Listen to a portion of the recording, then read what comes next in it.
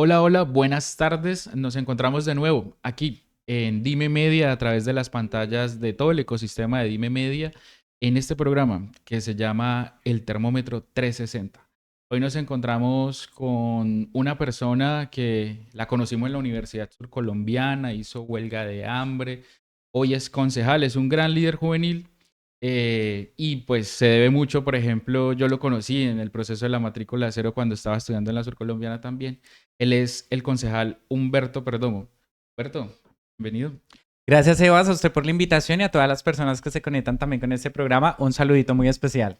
Qué chévere tenerlo acá en Uva Noticias. Igualmente, yo estoy contento porque podemos charlar y tener una conversación Ya, recordando esos viejos tiempos. eso sí, ya habías venido alguna vez a algún programa de Uva Noticias. Sí, había estado en algunas veces, sobre todo con Fabián Hernández. Sí, Sí, había estado. pero en campaña o hablar así. No, ya siendo concejal estuve algunas veces hablando de diferentes temas. Humberto en el consejo ha sido interesante porque usted ha puesto sobre la agenda pública temas que casi no estaban en el derecho a la ciudad, la ciudad, el tema juvenil en el consejo era un tema que no se hablaba mucho. Y ha sido como una de las banderas suyas. Es decir, ha sido como de lo que más ha renombrado Humberto hoy en el. Eso te ha parecido fácil, te ha parecido que ha sido que te genera un poquito más de peso o cómo ha sido esa experiencia de defender, digámoslo, esas banderas juveniles. Claro, pues mira, yo creo que es importante iniciar y para que la ciudadanía lo conozca también, cuando uno se postula un cargo de elección popular y sobre todo cuando está uno en un escenario de representación como este caso en el Consejo de Neiva, no siempre es fácil, eso tiene una serie de esfuerzos, de sacrificios, desde lo personal, desde lo familiar, desde lo emocional, desde muchas otras aristas de la vida personal. Y eso quiere decir que cuando uno enfrenta este tipo de escenarios, pues trae también algunos otros retos. Nosotros hemos enfrentado, por ejemplo, dos retos que han sido importantes. Lo primero es que quería que fuera una representación cercana a la ciudadanía y eso implica entonces, por ejemplo, que nuestra estrategia del semáforo, del megáfono, de estar en las calles de manera permanente, como lo hicimos en campaña, la mantengamos en el transcurso de esta representación en el Consejo de la Ciudad y por eso muchas veces salgo, hacemos rendición de cuentas o hablamos de diferentes temas como por ejemplo los endeudamientos en la calle. Entonces, esa es la forma con la que hemos buscado consolidar esa cercanía con la ciudadanía. Y ha habido otra forma y es a través de las redes sociales. Entonces, a través de Instagram, de TikTok, de Facebook, estamos compartiendo nuestro día a día, hablando de qué es lo que hace un concejal, ¿verdad? Tal vez a veces que vamos a sesión a las 8 de la mañana, que después salimos de sesión corriendo y nos vamos para un barrio, que fuimos a una institución educativa, que pasó esto, que pasó aquello, como el día a día. Y eso es lo que nos interesa para que la ciudadanía comprenda cuál es el ejercicio que hacemos desde la representación, pero sobre todo que hay también pues un día a día que a veces está planeado, otras veces un poco más espontáneo a partir de las mismas necesidades que pone la ciudadanía.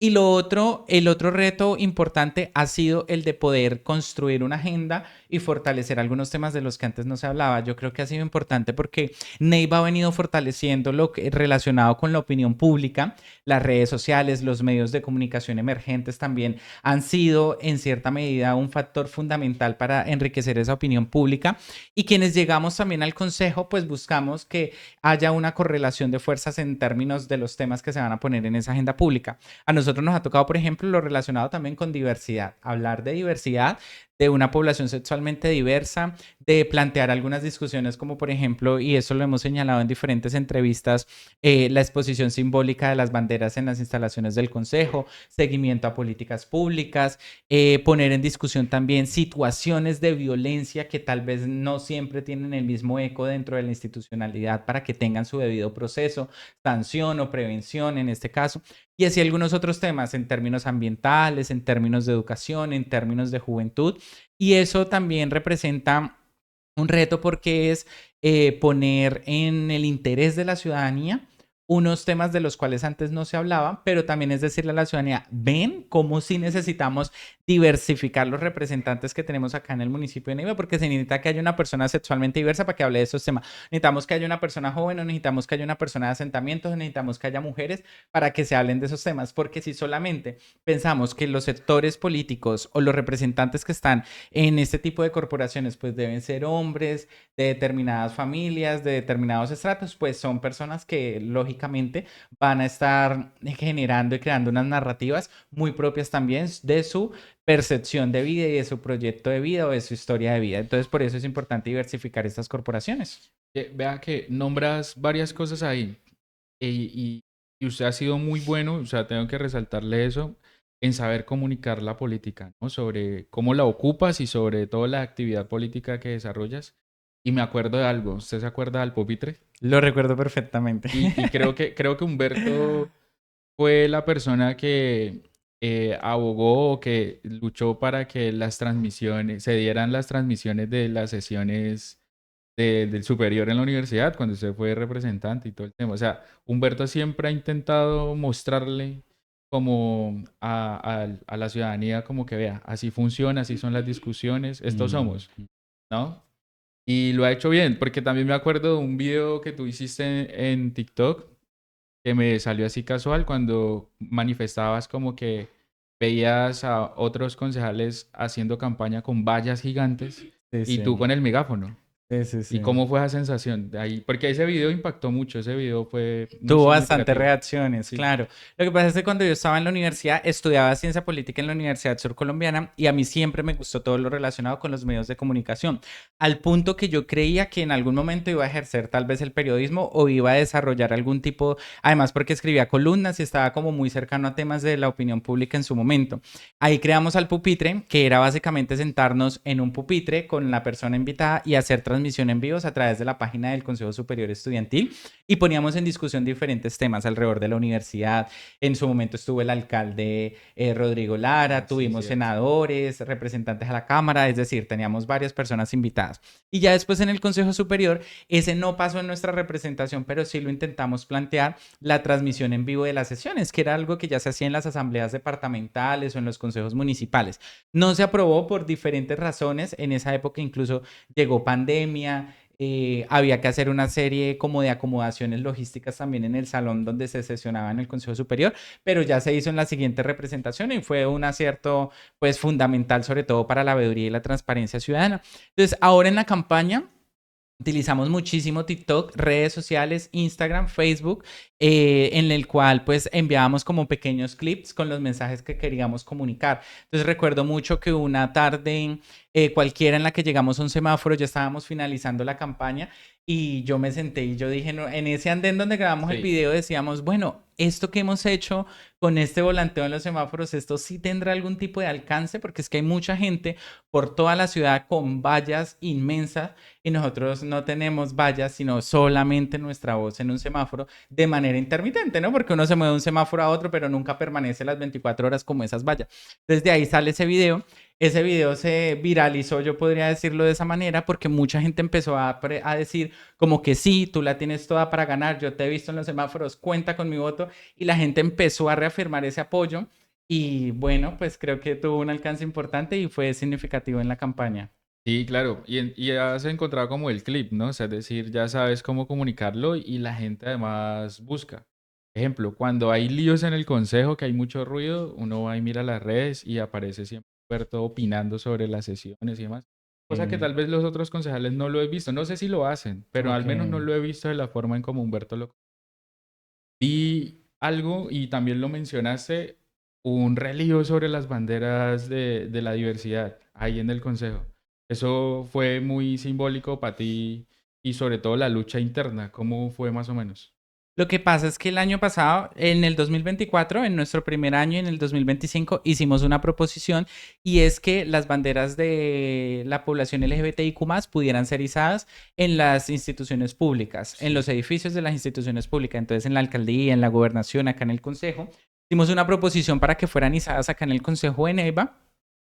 Incluso pusimos unos listones en los micrófonos y yo les expliqué a los concejales que esos listones lo que iban a representar era básicamente que ese micrófono que teníamos, que por lo tanto nos da un poco más de eco a nuestras voces en la opinión pública y en la ciudad, tenían que ser también prestados para otras personas que tal vez no tienen ni el mismo reconocimiento, ni la misma visibilidad, ni mucho menos el mismo eco que nosotros y que quienes estamos en ese consejo. Y eso lo volvimos a hacer en el año 2025, pero me encontré con la posición de algunos concejales que dijeron pues que ellos no estaban de acuerdo con que yo de manera arbitraria pusiera esos listones ahí en sus micrófonos. Y yo les dije, no lo estoy siendo arbitrario, yo creo que somos representaciones del pueblo, somos representaciones de la misma ciudadanía y la población LGBTIQ+, es un grupo poblacional que está en el municipio de Neiva y que por lo tanto, si usted es concejal, tiene que representarlo, no esté de acuerdo, es un representante que debería representar los intereses generales. Después de eso, se generan una serie de hechos y es que bajan una de las banderas. Las de afuera. La de afuera, incluso la del costado derecho, si uno se para frente a las instalaciones del consejo, fue quemada y la pusieron en la entrada del consejo. A mí me llaman como a las 6 de la mañana vecinos y me dicen, mire concejal lo que sucedió con esta bandera en el consejo. Yo me preocupé muchísimo porque además me dijeron que la habían quemado, la habían puesto allí y desde luego eso es un claro mensaje, una amenaza, pero sobre todo deja un mensaje simbólico y es la eliminación del otro por ser distinto, como que usted no tiene derecho a estar acá ni mucho menos a expresar por medio de esa bandera como lo queríamos hacer políticamente.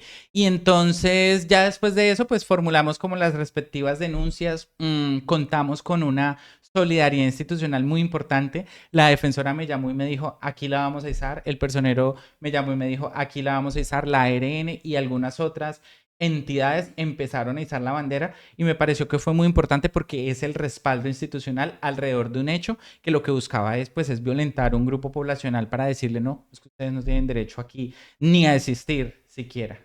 Es que mira, que preciso quería que dijeras eso, porque recuerdo en ese momento, en esa semana, varias instituciones, varias entidades respaldaron y respaldaron ampliamente y fue porque hizo eco, digámoslo, Humberto en el consejo a través de un acto simbólico no tan amplio, simplemente izar una bandera. Y fíjate cómo se amplió. Y así ha sucedido también con el tema juvenil y así ha sucedido también con el tema ambiental. Entonces, ¿cómo lo haces? Es decir, esa convocatoria a las poblaciones, a los sectores, ¿cómo se da eso? ¿O hay unos sectores en la ciudad que no han sido convocados y que están haciendo todo para también participar de Yo creo que la gente acá en la ciudad está alerta a lo que sucede y yo creo que en la medida en que uno tenga la posibilidad de hacer convocatoria a la gente y decirle, venga, es que esto es lo que está pasando o esta decisión va en contravía, por ejemplo, de sus derechos o de sus necesidades o expectativas, la gente como que está dispuesta a organizarse. Caso particular, nosotros en el 2021 también hicimos un ejercicio de movilización fuerte en ese tiempo por el obispo Froilán Casas porque dijo que los ambientalistas eran una caterva de ignorantes. Hicimos una vigilia y nos encadenamos afuera de la catedral en el centro. un cartel grandísimo? Grandísimo, Sí. por los humedales. La gente llegó y la gente, digamos que generó una especie de conciencia alrededor de que la discusión que estábamos planteando pues era importante aquí para el municipio y para la ciudad. Pero después de eso, la gente se siguió organizando.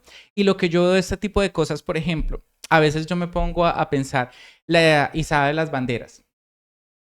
Que yo hice o que no hice una bandera, tal vez no le cambia la vida de manera particular, material, a una persona en su cotidianidad.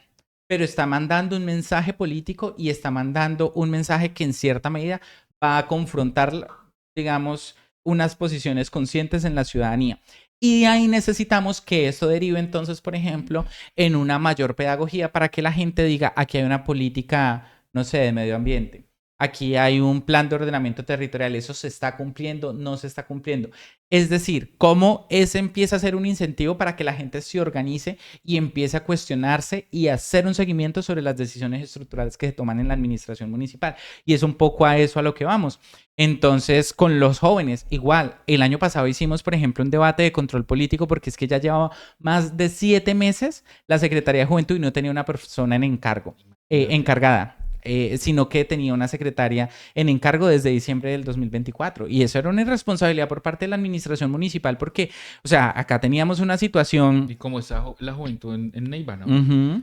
Que creo Desempleo que fuimos alto en el temas desempleo juveniles. más alto a nivel nacional en En su el momento. transcurso del año pasado, incluso desde la administración pasada, venimos con una serie de situaciones que son complejas para la juventud.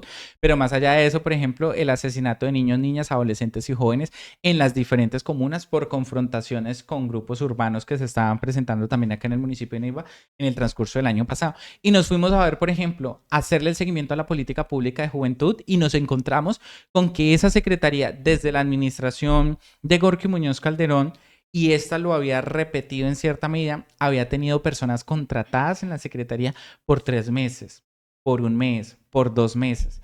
Nosotros decíamos, esas son una serie de decisiones nefastas para la implementación de políticas públicas, porque primero si usted contrata a una persona por 2 meses, eso no le da ni siquiera una garantía laboral para que esa persona vaya y haga un préstamo en el banco y pueda comprarse una motocicleta. Eso no es garantía de nada en términos laborales. Pero segundo, no es garantía tampoco para que esa persona que está hoy 2 meses desarrollando determinadas funciones contractuales en la dependencia de la Secretaría de Juventud le pueda dar continuidad a un eje estratégico de esa política pública. Entonces empiezan a hacer fallas, pero entonces nos vamos a ver y es que empiezan a ser también personas que son contratadas por 3 meses para pagar de pronto un favorcito político y después le damos otros 3 meses a otra persona y así porque muchas veces la alcaldía y las gobernaciones pues se convierten como en esas bolsas de empleo en ciudades como estas o en departamentos como estas donde tal vez no tenemos otras fuentes de empleo a través de la industria, de la empresa privada, porque pues desde luego tiene también un papel muy débil en nuestra economía y por eso es necesario también pues fortalecer esos sectores. Y hay una presión de relaciones actuales frente a hace un par de entrevistas anteriores.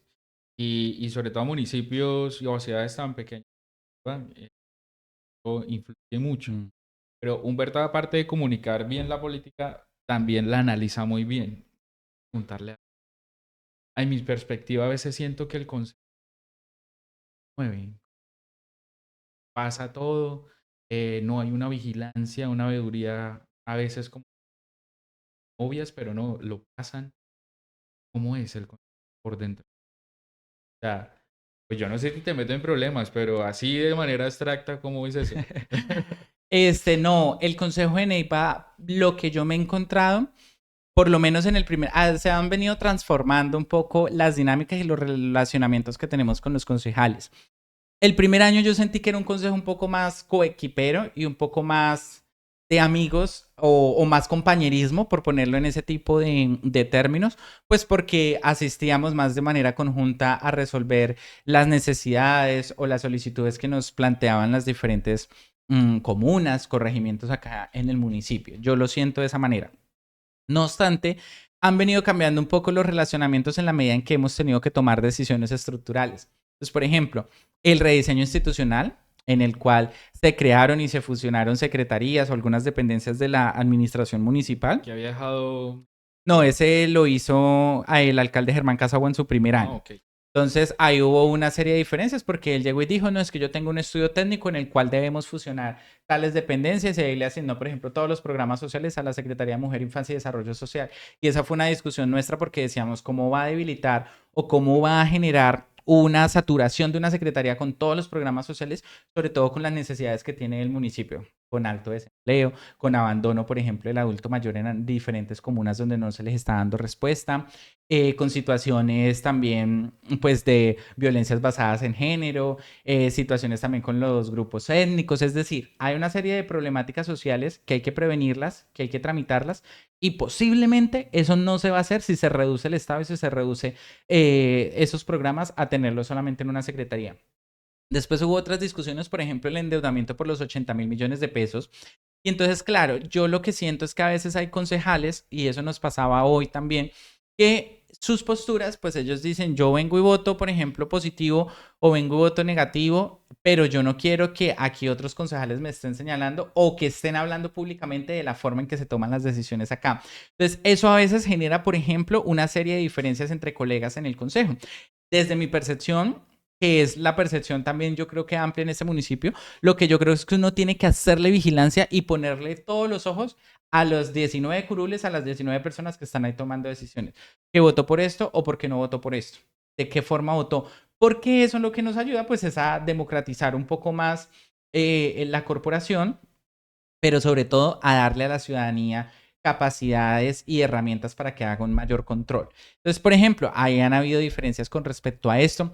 No obstante, yo tengo que decir que han habido distintas situaciones donde con una gran mayoría de los colegas tenemos siempre saludos cordiales, siempre como hay relaciones. Yo tengo por ahí una que otra diferencia con algunos concejales con los que a veces nos recochamos.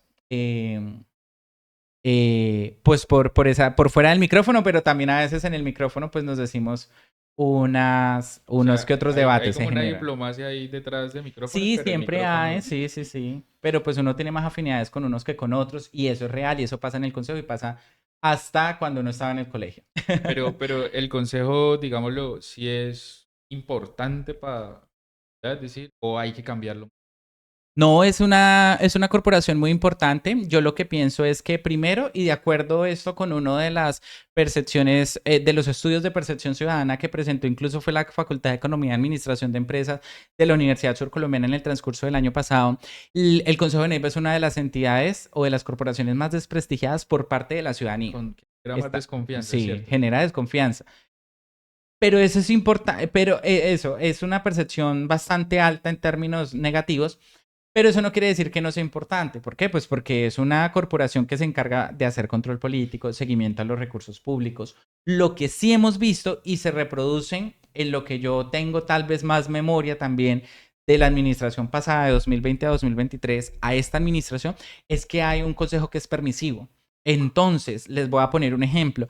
Ahora hay una discusión en este consejo con algunos colegas que están diciendo, no, es que ese endeudamiento de los 80.000 millones de pesos no se ha ejecutado gran parte del dinero porque los proyectos estratégicos que quedaron en el plan de desarrollo están aún detenidos y no se ha avanzado de la manera.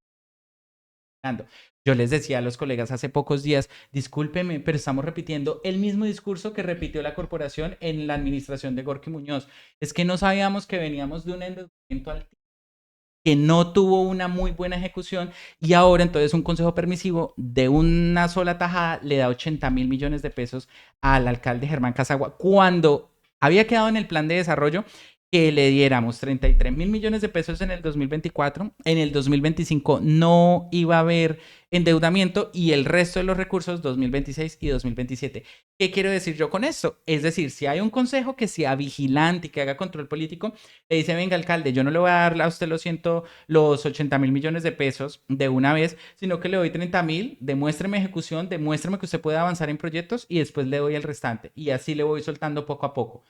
Ahora no es tiempo de venir a decir, no, es que yo no pensé que el alcalde no iba a avanzar de esa manera. Porque eso es lo que le aburre a la ciudadanía. No, pero eso están repitiendo el mismo sonsonete que dijeron con la administración de Gorky Muñoz. Y eso es lo que aburre. ¿No? Que no es Claro, no tangible se la ve. inversión. Entonces, es importante, pero yo siento que a veces quienes estamos ahí o quienes están allí, porque yo siento que desde mi parte no están haciendo un buen rol en términos de control político y cumpliéndole las expectativas a la ciudadanía. ¿Qué le cambiarías? O sea, Humberto como politólogo, no como Humberto con... Puedes decir, yo creo que al consejo le hace falta hacer mejor, obviamente. Ok, no, yo creo que los consejos municipales, incluso en Colombia, tenemos muchas dificultades. Por ejemplo, en términos de capacitación. Sí, aquí en el municipio de Neiva, por ejemplo, tenemos dificultades porque a veces no se comprende el ciclo para la formulación, para la aprobación, para la formulación de políticas públicas, que tal vez hay un mayor nivel de profesionalismo o un mayor, sí, nivel de estudios entre los concejales. Vaya uno y mire en un municipio de sexta o de quinta categoría, donde tal Sí, es vez cierto. no hay mucha cualificación en términos técnicos. Pero más allá de eso, cuando estamos acá en el municipio de Neiva, tenemos también primera categoría y tenemos una unidad de apoyo, es decir, tenemos una persona que nos colabora. Vaya uno y mire en esos otros municipios donde está esa dificultad que no se tiene un equipo de apoyo donde no tienen ni siquiera oficinas. Es decir, en términos logísticos, en términos técnicos, hay como una serie de dificultades allí en los consejos a nivel general en Colombia.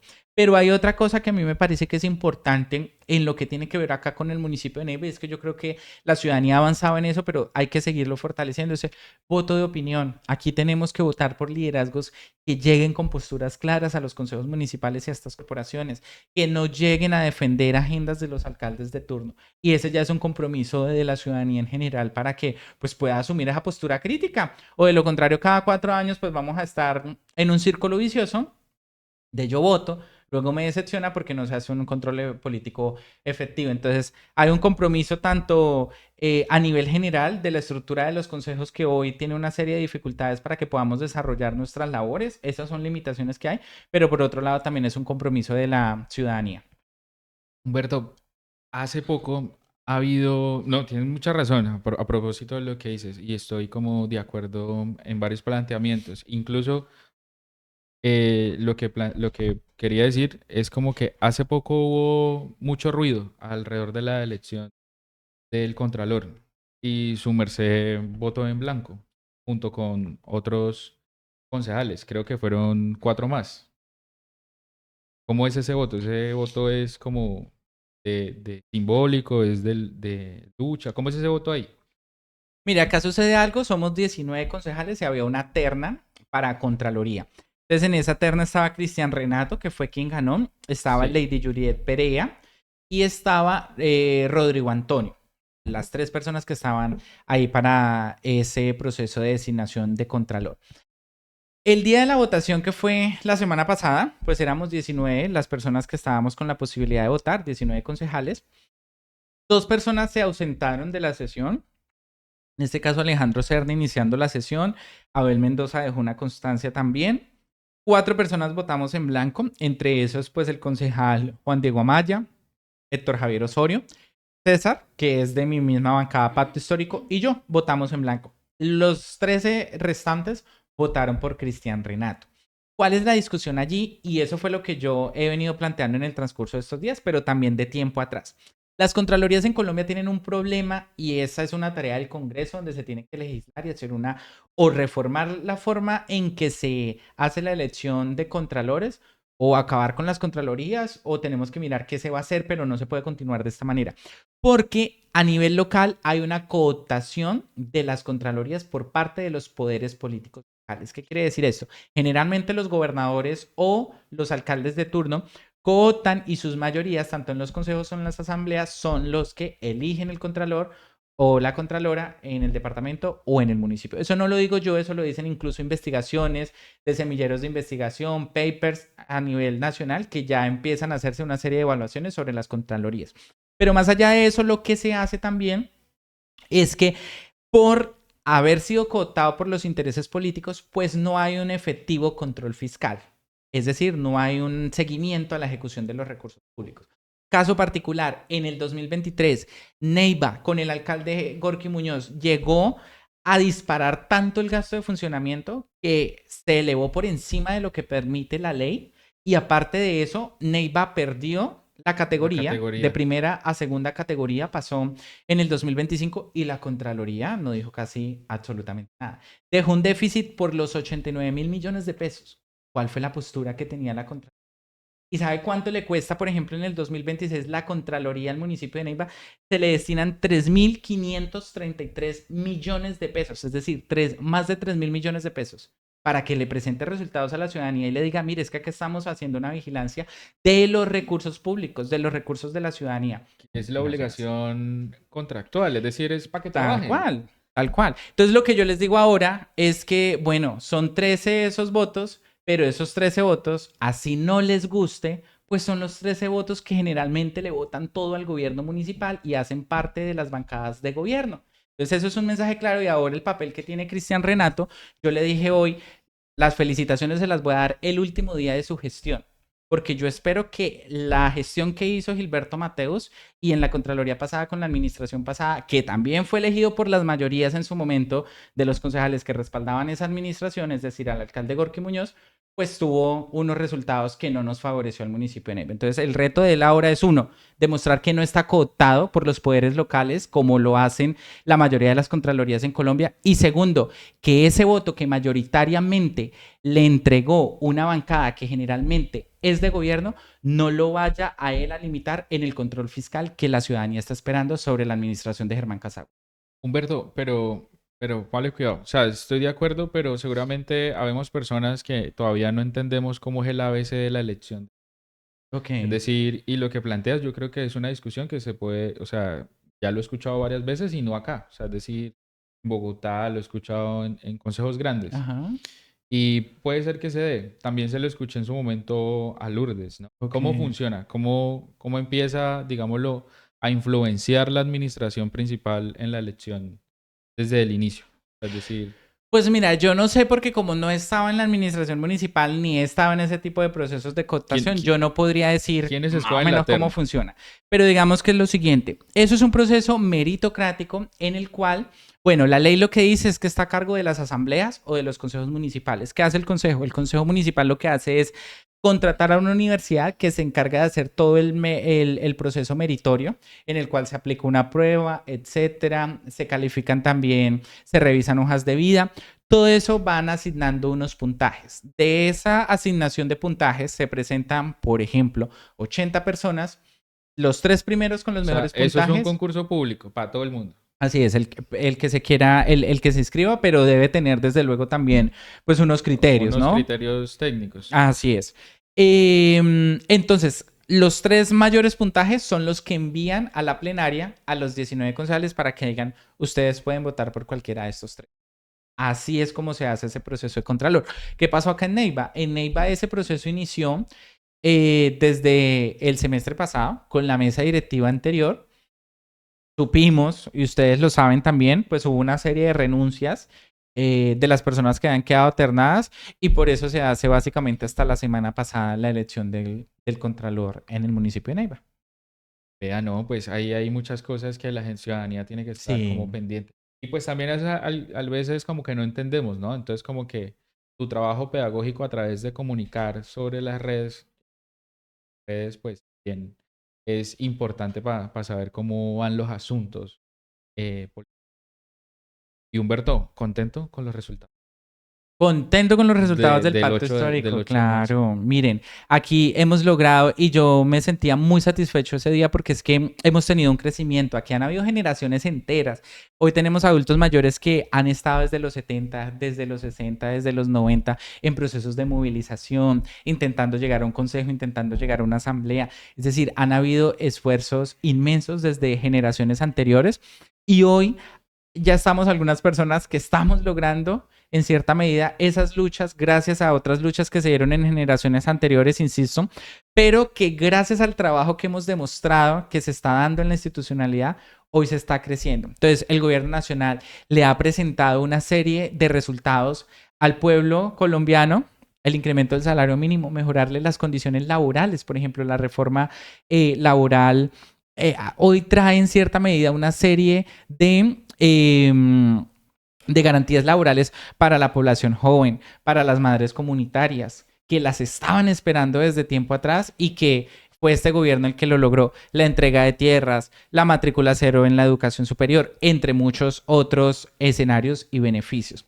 Aquí a nivel local, yo creo que también debo hacer un reconocimiento y es que Pacto Histórico se ha reconocido por lo menos en los últimos años acá por ser en el Consejo de las bancadas críticas, de bancadas que proponen, de bancadas que están con la gente y que eso en cierta medida transforma las formas en que estamos viendo a nuestros representantes políticos. Entonces, que el 8 de marzo aquí en el Huila ya hemos tenido más de 80,000 votos, imagínense, y aquí en Neiva más de 38,000 votos para el pacto histórico, pues eso es importante porque es un voto de opinión, porque la gente llegó a decir necesitamos una administración, unos representantes que ojalá sean progresistas, que le planteen una nueva visión de Estado, un Estado que sí se preocupe por las necesidades de la ciudadanía y que sean estos los representantes que tengan la capacidad de estar en esas entidades del Estado. Entonces yo creo que eso ha sido una ganancia. Pero más allá de eso, creo que también aquí hay otro resultado importante y es que de acuerdo con la encuesta que salió en las últimas horas,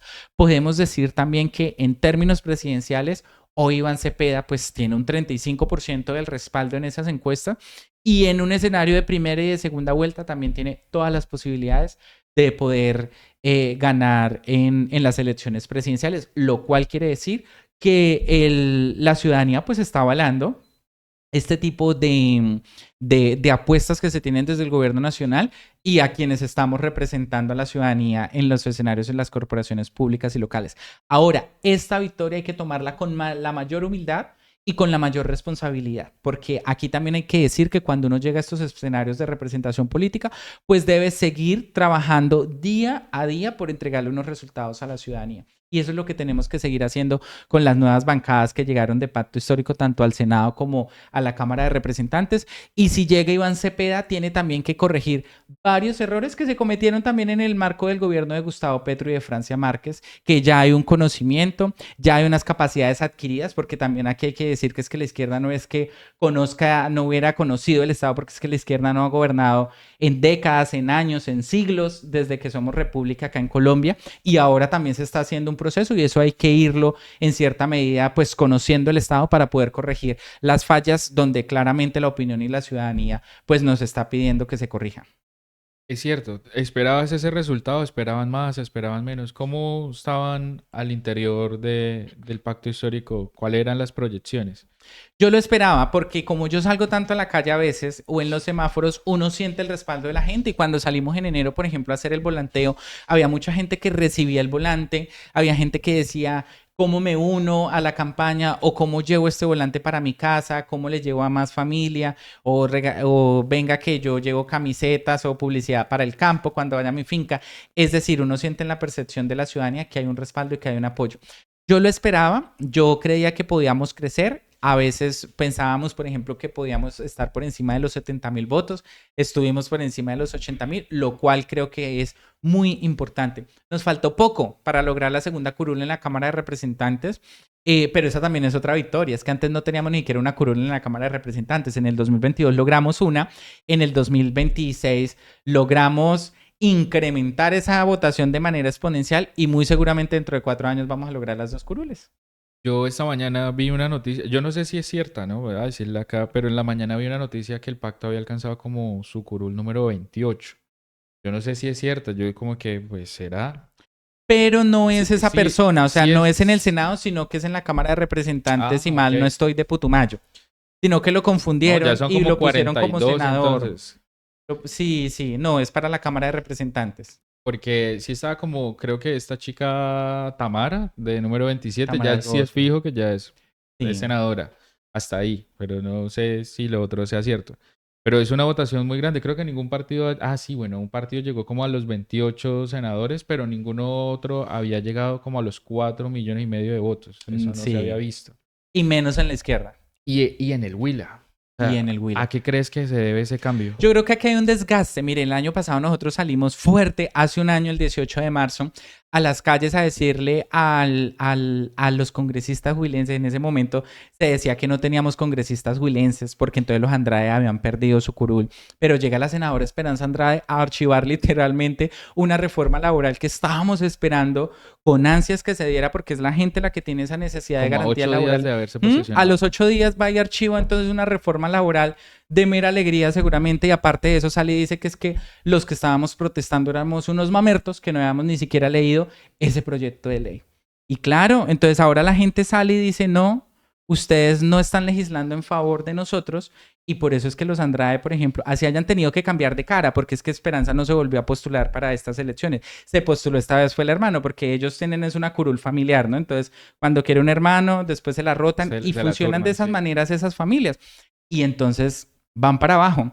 ¿Qué quiero decir yo con esto? Que aquí hay pues un posicionamiento también de la misma ciudadanía de decir quiénes nos están representando, quiénes no nos están representando. Y para mí esa es la mayor victoria.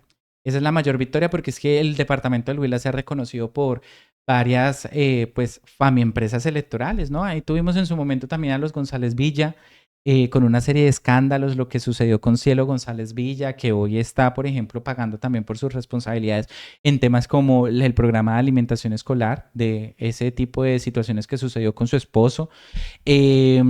También hoy no tienen la posibilidad de seguir creciendo en curules o de tener esa representación importante en el Congreso que en su momento lo tuvieron. Entonces, lo que les estamos diciendo, miren, ustedes no le han presentado resultados a la ciudadanía. Aquí está otro sector político que sí lo está haciendo, busca esos resultados, pero que sobre todo estamos en toda la disposición de salir a las urnas a darnos esa disputa. Roberto, ¿y cuál cree usted que va a ser como la siguiente tarea del pacto? Sacar esa cantidad de votos también implica unas responsabilidades grandísimas. Entonces, Claro. por ejemplo, en Neiva, en el Huila, o sea, ¿cuál es el siguiente paso que se ha pensado como el pacto? ¿Qué cree usted?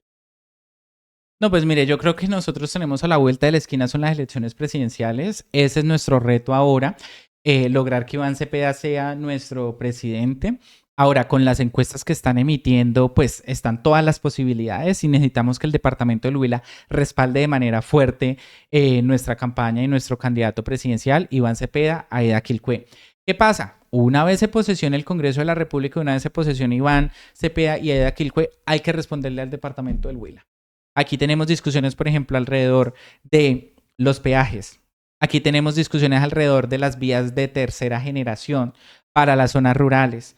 Aquí tenemos necesidades en términos también de bienestar y de seguridad. Aquí tenemos necesidades, por ejemplo, en las instituciones educativas que yo las recorro todo el tiempo. En la zona rural, acá en el municipio de Neiva, necesitamos, por ejemplo, el cambio de cubiertas, necesitamos equipos tecnológicos. Es decir, aquí necesitamos que llegue una bancada congresista, que lo va a hacer nuestra representante Lourdes Mateus, pero también un gobierno nacional a responderle a la gente del departamento del Huila. Ese tiene que ser nuestro reto como pacto histórico, gobernar y gobernar, pues de cara a las necesidades que tiene la ciudadanía. Ahora, tenemos otro reto grande que es el 2027 y para eso tenemos también que prepararnos porque necesitamos que el pacto histórico acá en el departamento del Huila incrementar las curules que tenemos acá en el Consejo de Neiva. Tenemos 2, necesitamos crecer a 4 o 5 curules acá en el Consejo de la Ciudad de Neiva. Necesitamos llegar a la asamblea del departamento del Huila, fortalecer esas curules. Pero sobre todo lo que necesitamos también acá, pues es llegar a alcaldías y a gobernación. Yo creo que ese tiene que ser nuestro reto porque aquí lo que nos hemos dado cuenta o lo que uno se da cuenta cuando está en el consejo es la administración pública y las decisiones no dependen solamente de un concejal.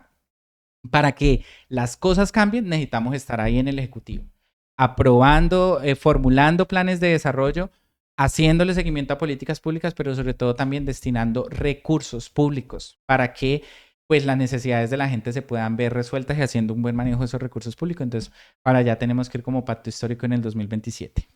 Es cierto, yo dije que iba a demorar un poco menos a Humberto en la entrevista, pero es que usted habla bacano, entonces toca sacarle el provecho, porque además casi no viene a Noticias, entonces toca No, sacarle yo vuelvo.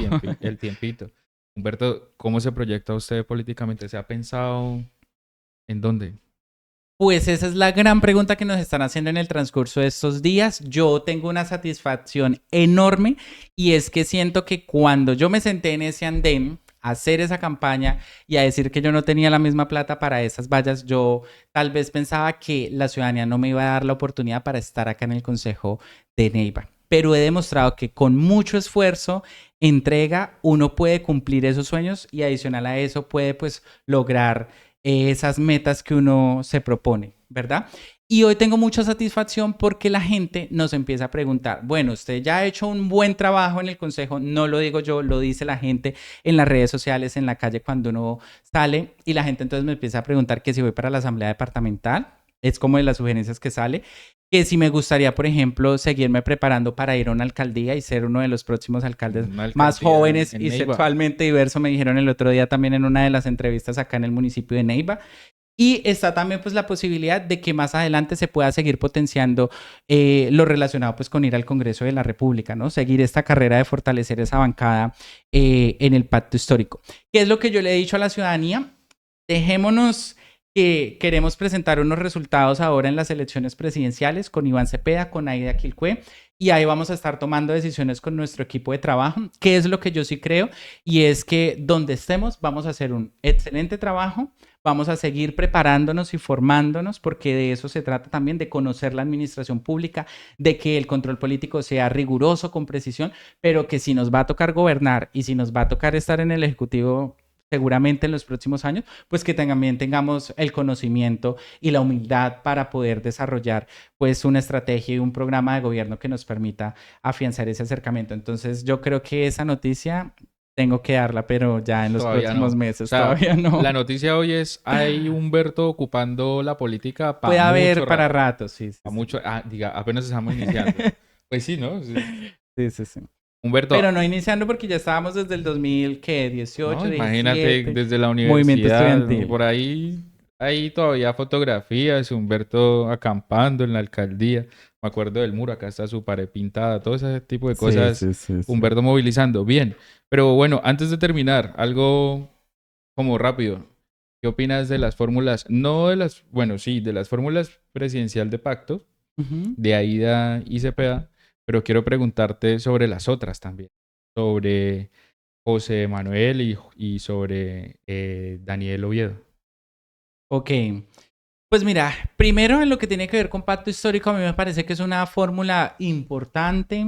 El mensaje que se envía también desde pacto histórico, pues porque hay dos personas que han sido víctimas también de la violencia en nuestro país y que eso lo que hoy nos envió un mensaje a la ciudadanía es poder reconocer cuál es la historia que hemos transitado en el transcurso de las últimas décadas y qué es lo que tenemos que tramitar desde los escenarios donde nos encontremos, ¿no? Sea en el gobierno nacional o sea desde cualquier otro tipo de escenario. Y en un país que yo creo que pide reconciliación, es importante hacer el reconocimiento a las personas que han estado de manera directa siendo víctimas de este conflicto. Ese es como el mensaje Es de un la mensaje importante. fórmula entre Cepeda y Y Aida hay aquí Quilcue. fue, pero más allá de eso también pues es un mensaje al reconocimiento de la diversidad, ¿no? Ok. Entonces, lo que representa Ida Quilcue desde los territorios indígenas, pero también desde el sur occidente de nuestro país. Creo que eso es importante.